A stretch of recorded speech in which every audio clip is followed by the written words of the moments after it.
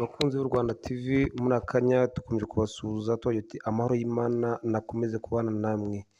Muri iki gitondo rero tujya kubagezaho amakuru y'imikino, by'umwihariko tuza kwibanda mu gihugu cyacu cy'u Rwanda.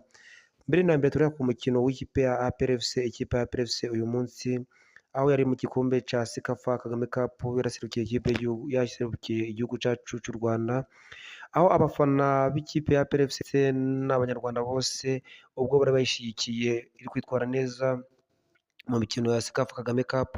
Ikipe ya APR FC uyu munsi ntabwo byaje kuyigendekera neza, aho abafana babashe kurara bababaye. Ikipe ya APR FC byakeye nabi mu gice cya mbere we yitwaye neza igatsinda igitego, kwaje kurangira igice cya mbere ari ubusa ku busa.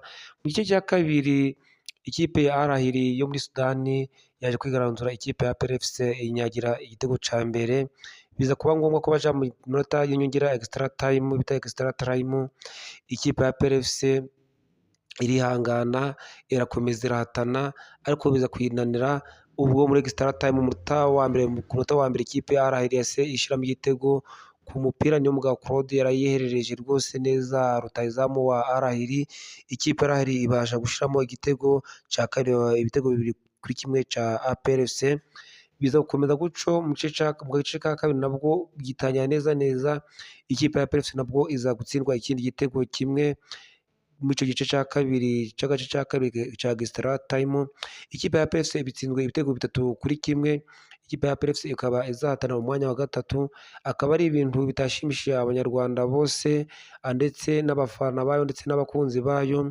Ikipe ya APR FC rwose ikaba yaraje nabi, yirije nabi abafana bayo, ariko twababwira ati mwihangane, bibaho mu mupira w'amaguru, abagutsinda ndetse no gutsindwa ndetse no kunganya, ariko ikipe ya APR FC ntako itagize.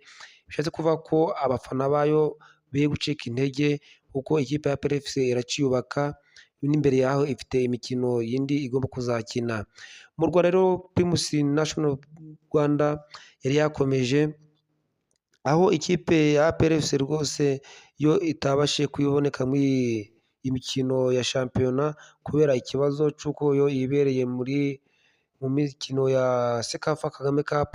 Shampiyona y'u Rwanda akaba yaratangiye ku mugaragaro ku wa gatanu ku itariki ya 14 z'ukwezi kwa 9 2025, aho ikipe ya Gorilla yakinaga n'ikipe ya AS Muhanga. AS Muhanga muzi ko ari ikipe ivuye mu cyiciro cya kabiri muri uyu mwaka ushize 2024-2025. Ikipe ya Gorilla ikaba yaranyagiye ikipe ya AS Muhanga ibitego 2-0. Kuri uyu wa gatandatu nabwo shampiyona yakomezaga, aho Bugesera yatsinze igitego kimwe Gicumbi, Mukura nayo iza gutsinda Musanze igitego 1-0, Polisi FC iza gutsinda ibitego 2-1 Rutsiro. Kiyovu Sport nayo ku mugoroba umukino wari wishiraniro, aho Kiyovu Sport yakinaga n'ikipe ya Rayon Sport. Rayon Sport yagiye ibitego 2-0 Kiyovu Sport. Etincelle nayo yaje kunganya na Gasogi United 0-0. Ku munsi w'ejo rero nabwo hazaba shampiyona iri kuzakomeza, ariko hari kuba imikino 2 ku isaha saa 9 y'ikipe ya Bruxelles akakira Marine, ariko uwo mukino ntabwo hari kubera ko muzi ko APR FC ikomeje gukina Sekafa Kagame Cup, ikaba izahatanira umwanya wa gatatu. Ikipe ya APR FC ntabwo izakina uwo mukino wasubitswe, ariko ikipe ya AS Kigali ikazakina n'Amagaju ku isaha ya saa 9. Shampiyona ikazaba izakomeza yo mu Rwanda. Umukino wa Rayon Sport nawe wari umukino wa Rayon Sport ndetse n'ikipe ya Kiyovu Sport, wari umukino witeguwe n'abafana, ariko ikipe ya Rayon Sport ikaba ihaye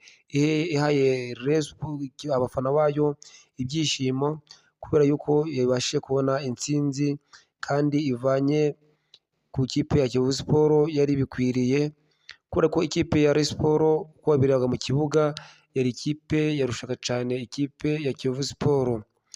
Muri akanya rero dukomeje kubashimira tubabwira ati mudukomeze mukande subscribe, mukore share ndetse na comment kugira ngo umuyoboro wacu ukomeze waguke kandi ukomeze gukundwa.